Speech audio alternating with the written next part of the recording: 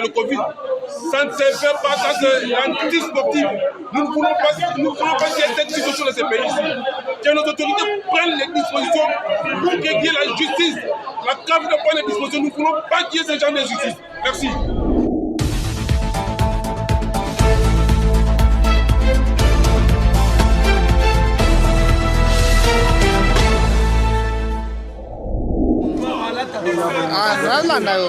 Le problème la biso ezabo depuis toyaki awa l'équipe tozaki na challenge awa kaka ba joueur congolais ba okanga na coronavirus ba joueur musuba ya équipe ba pays musuba okanga ba moté toza surtout sur le lot ça biso que très jeune na biso susu bazaka coronavirus donc eza guerre ya eto ba bungana Samuel le tom dans ça ba biloko wala c'est comme ça lobby biso na tongo tolongo na kitchen les autres côté ba joueur bazali ba kobeta ba le lobby te sur Cameroun organisé mais azala ba joueur il a profité qu'il a montré que tous les sur le terrain, il y a eu un coronavirus, ils ont eu la délégation, plus de 200 et quelques personnes. Attends, moi, quand il y a le coronavirus, en ce moment, je vais contrôler chaque jour. Je vais mettre dans la Ligue des Champions, je vais mettre dans le championnat mineur, je vais contrôler le coronavirus, ça va mettre à la Cameroun. L'homme va remettre à chaîne de la Cameroun. Donc, on va côté de joueur Mazali, va remettre à monter. Ceux qui vont remettre sur l'homme de Cameroun, va remettre sur remettre à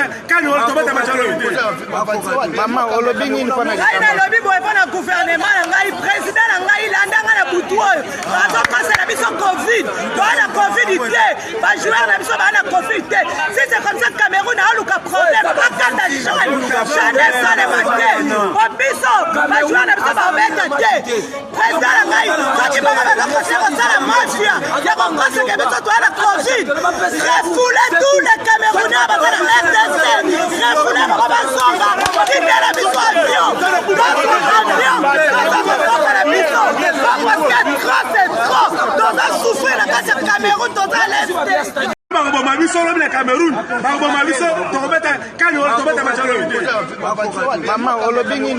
nalobi boye mpona gouvernement na ngai président na ngai landanga na butu oyo azopasela biso covid toa na covid te bajoueur na biso baa na covid te si c'est comme ça Cameroun aoluka problème akata jeune esalema te po biso bajoueur na biso baobeta te président na ngai soki bango bazokose kosala mafia ya kokoseke biso toa na covid refoule tous les Camerounais baza na RDC refoule bango bazonga libera biso avion bazokokala biso bakoske c'est trop toza souffrir na kati ya Cameroun toza leste. Ouais, nous venons d'apprendre maintenant qu'il y a un complot qui est en train de tramer contre la République démocratique du Congo. On veut encore nous retirer 13 joueurs de le groupe, soi-disant qu'ils sont atteints de Covid. Nous disons non à ce complot. Nous sommes venus au Cameroun pour jouer le football et non pour que nous soyons complotés. Alors nous demandons une contre-expertise à la République démocratique du Congo. Qu'on nous envoie l'équipe experte de l'INFB qui est un avion spécial, qu'on nous amène une équipe experte de l'INFB pour venir faire la contre-expertise. Nous disons non à ce complot. Ça, c'est pas le football. C'est devenu la violence, c'est devenu le racisme, c'est devenu autre que le football. Nous disons non et les autorités congolaises doivent les suivre. Nous sommes ici, nous sommes vraiment très énervé. Si c'est le cas que le Cameroun continue son championnat, qu'il prenne sa coupe. C'est pas possible. 13 joueurs qui sont encore pris dans le Covid. Ça ne se fait pas, ça c'est anti-sportif. Nous ne voulons pas qu'il y ait cette situation dans ces pays ici. Que nos autorités prennent les dispositions pour qu'il y ait la justice.